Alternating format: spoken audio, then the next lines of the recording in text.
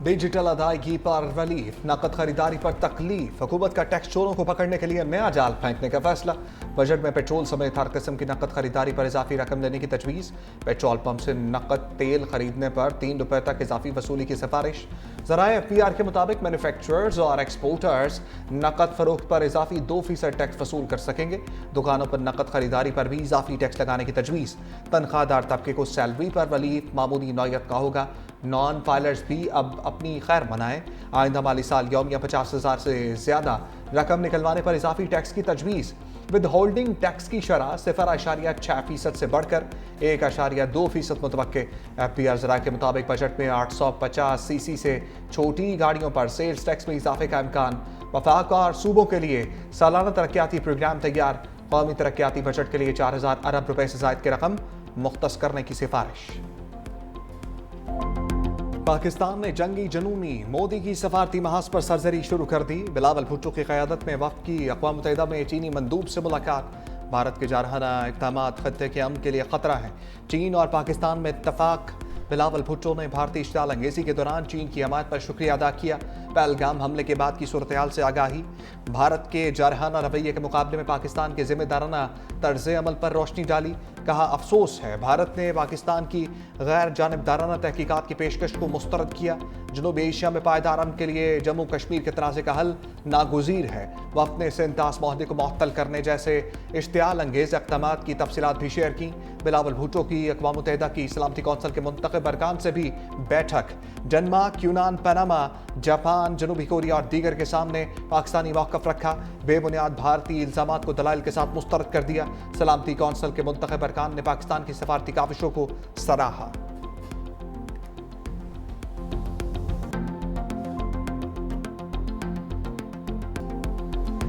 भारत दहशतगर्दी को सियासी हथियार बना रहा है। बिलावल भुट्टो ने खबरदार कर दिया। न्यूयॉर्क से पैगाम में कहा कि भारत जब तक मुसलमानों पर तशद्दुद करेगा अमन नहीं हो सकता। कश्मीरियों का हक़ खुद इरादियत कोई नहीं छीन सकता। भारत की जानिब से सेंटास मौदे की मौतली दरियाए सिंध पर हमला है। पानी हमारी ज़िंदगी है, उस पर भारत का जबर कबूल नहीं। पाकिस्तान हर सूरत सिंधु दरिया को भारत के चुंगल से बचाएगा। पाकिस्तान अपने पड़ोसी ममालिक के साथ अमन चाहता है, मगर खित्ते में अमन मसला कश्मीर हल किए बगैर मुमकिन नहीं।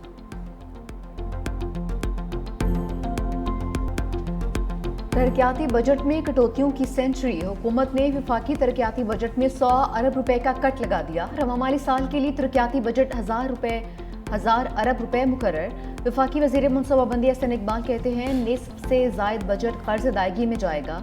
118 से ज़ायद मनसूबे बंद कर दिए। महदूद फंड्स में सिर्फ अहम कौमी मनसूबों को तरजीह दी जा रही है।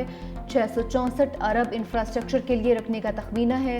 सोशल सेक्टर के लिए 150 अरब मुख्तस। फाटा के साबिक अजला के लिए 70 अरब रुपए रखे हैं। अगर कोई मनसूबा शामिल ना हो सका तो पेश की माजरत।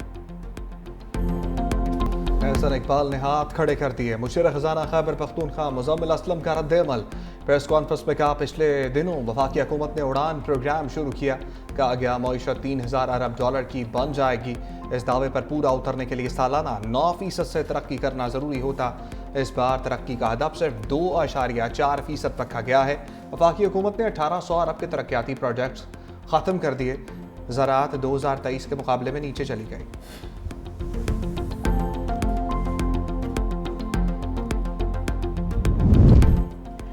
सारिफिन के लिए आसान डिजिटल टैक्स रिटर्न का निज़ाम जल्द नाफिज करने का फैसला। वज़ीर आज़म शहबाज शरीफ की ज़ेर सदारत FBR के अमूर के हवाले से जायज़ा इजलास। वज़ीर आज़म का फीलेस कस्टम्स असेसमेंट सिस्टम की हालिया कारकर्दगी पर इज़हार इत्मीनान। FBR में जारी इक़दामात और इस्लाहात के लिए आलमी शहरत याफ्ता कंपनीज़ की खिदमात हासिल करने की हिदायत। कहा, हालिया मुस्बत मुआशी अशारिये हुकूमती पॉलिसीज़ का दुरुस्त समत का मुँह बोलता सबूत है। पाकिस्तान को मुआशी तौर पर मुस्तहकम बनाने की जिद्दोजहद में हम कामयाब होंगे। पाकिस्तान एक दफ़ा फिर तरक्की की राह पर चल पड़ा। मुल्क का दिफा नाकाबिले तस्खीर। दोस्त ममालिक पाकिस्तान के साथ खड़े हैं। लीगी सदर नवाज शरीफ के लंदन मीडिया से गुफ्तगू बोले, पाकिस्तान के आवाम को माजी के मुकाबले में बहुत बेहतर रिलीफ मिल रहा है। शहबाज शरीफ, मरियम नवाज के अच्छे कामों के बायस आवाम ने नून लीग को वोट दिया। अक़वाम मुत्तहिदा की करारदादों के मुताबिक मसला कश्मीर और फ़लस्तीन हल किया जाए।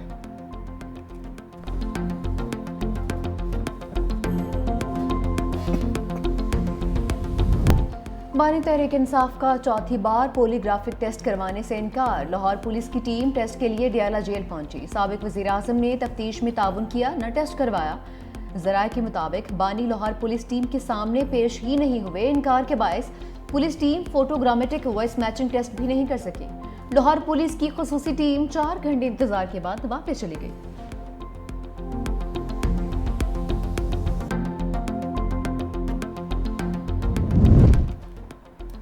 داسارا بھر جانا کیس، وزیر اعظم سے بانی کے وکیل کی جرح، شہباز شریف بذریعہ ویڈیو لنک عدالت میں پیش۔ وکیل نے سوال کیا بانی پی چائے کا داخل کردہ جواب دعویٰ پڑھا ہے؟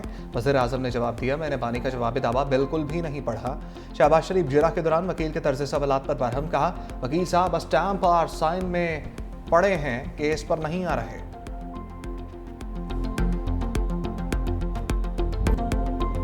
پی پی 52 سیالکوٹ میں نون لیگ کی کامیابی کے بعد دھاندلی کے الزامات۔ اپوزیشن لیڈر عمر ایوب کہتے ہیں بیلٹ باکس اٹھائے گئے اور پریزائڈنگ آفیسر فرار ہو گیا، پولیس نے سریعام ٹھپے لگائے، ہم دنیا کو اپنا کیا چہرہ دکھا رہے ہیں۔ اسد کیسے نے کہا کہ فارم 47 کی اسمبلی کی اپنی کوئی حیثیت نہیں ہے، اپوزیشن لیڈر کو دباؤ میں لانے کے لیے ریفرنس لایا جا رہا ہے۔ وزیر اطلاعات پنجاب اسما بخاری نے کہا کہ اسمبلیار الیکشن میں قیدی نمبر 804 کا بیانیہ فیل ہو گیا، عوام نے نون لیگ کی خدمت کو ووٹ دیا ہے۔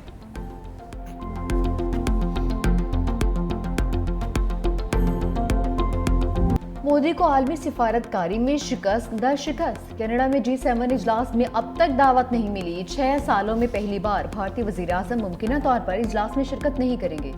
بھارتی میڈیا کے مطابق مودی کو G7 سربراہی اجلاس میں شرکت کے لیے باضابطہ دعوت نامہ نہیں ملا ہے۔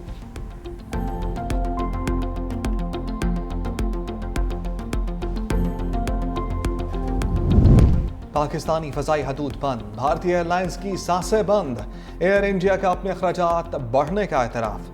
چیف ایگزیکٹو آفیسر کیمبل ولسن کا کہنا ہے کہ پاکستانی فضائی حدود کی بندش سے براہ راست پروازوں کا دورانیہ بڑھ گیا، ایئر لائن کے منافع پر بھی گہرا اثر پڑا ہے۔ برطانیہ سمیت مغربی ممالک کے لیے پروازوں کے دورانیہ میں 1 گھنٹے کا اضافہ ہوا، ایئر لائن کو اضافی فیول کا خرچہ اٹھانا پڑ رہا ہے۔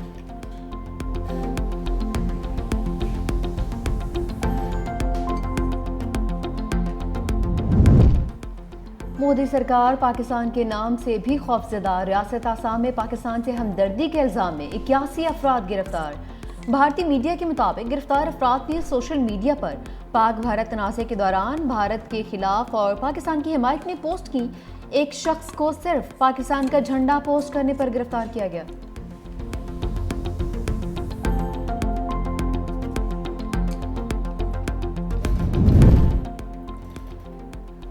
بڑی عید کی خوشیوں کو 4 چاند لگ گئے، وفاقی حکومت کا عید الاضحیٰ پر 4 چھٹیوں کا اعلان۔ 6 سے 9 جون تک تعطیلات ہوں گی، سیکرٹری کابینہ نے چھٹیوں کا نوٹیفیکیشن جاری کر دیا۔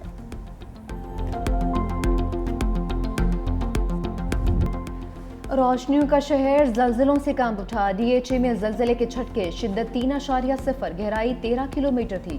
کراچی میں اتوار سے اب تک 9 بار زلزلہ آ چکا، شہری خوفزدہ، گھروں سے باہر نکل آئے۔ شہر میں زلزلوں کی وجہ سامنے آ چکی۔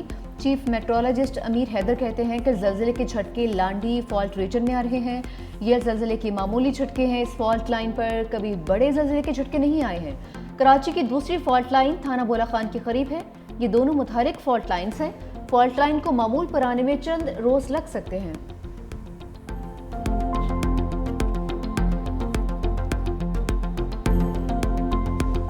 استنبول میں روس یوکرین مذاکرات کا دوسرا دور، دونوں ممالک کے رہنماؤں کے درمیان 1 گھنٹہ بات چیت۔ ترک وزارت خارجہ کے مطابق مذاکرات منفی طریقے سے ختم نہیں ہوئے۔ ترک وزیر خارجہ حاکان فیدان کی بطور ثالث شرکت، کہا مذاکرات کا مقصد یوکرین اور روس کے درمیان پائیدار امن کا حصول ہے۔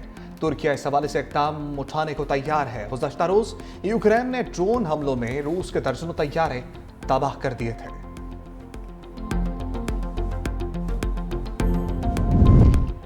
بڑھتے جنگی خطرات، برطانیہ کی دفاعی حکمت عملی میں بڑی تبدیلیاں، ڈیفنس بجٹ کو 2027 تک GDP کے 2.5% لانے کا اعلان۔ جوہری طاقت سے چلنے والی سب میرین بیڑے کو 7 سے بڑھا کر 12 کرنے، 6 نئی اسلحہ ساز فیکٹریاں قائم کرنے کا عندیہ، سائبر دفاع کے لیے خصوصی کمانڈ بنانے کا بھی ارادہ ظاہر کر دیا۔ برطانوی وزیر اعظم کیئر سٹارمر کہتے ہیں کہ روس سمیت دیگر خطرات سے نمٹنے کے لیے جنگی تیاریوں کی جانب بڑھنا ہوگا۔